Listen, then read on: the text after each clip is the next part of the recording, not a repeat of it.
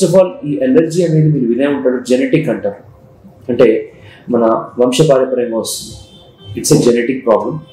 అంటే ప్రతి ఒక్కరికి ఎలర్జీ ఉన్న ప్రతి ఒక్కరి మనం కరెక్ట్గా క్వశ్చన్ చేసినట్టయితే కనుక, డీప్గా వెళ్ళినట్టయితే కనుక ఏదో ఒక రకమైన ఎలర్జీ వాళ్ళ ఫ్యామిలీలో ఎవరో ఒకరికి ఉండి ఉంటుంది, ఏదో ఒక రూపంలో. సపోజ్ ఈ పర్సన్కి అలర్జీ అంటే జలుబు అయ్యి అనుకున్నాం, జలుబు తుమ్ములు ఇవి ఉన్నాయని చెప్పి మన దగ్గరకు వచ్చాం.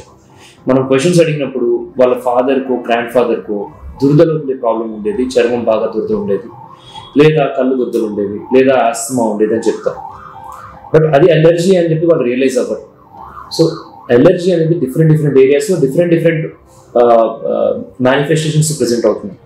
ప్రతి ఆర్గన్లో ఎలర్జీ ఒకలానే ఉండదు కదా, ఒక్కొక్క దగ్గర ఒక్కొక్క ప్రాబ్లం. సో ఇది జెనెటిక్ ఉంటుంది. యూజువలీ 90% ఆఫ్ ద టైమ్స్ మనకి ఏదో ఒక విధంగా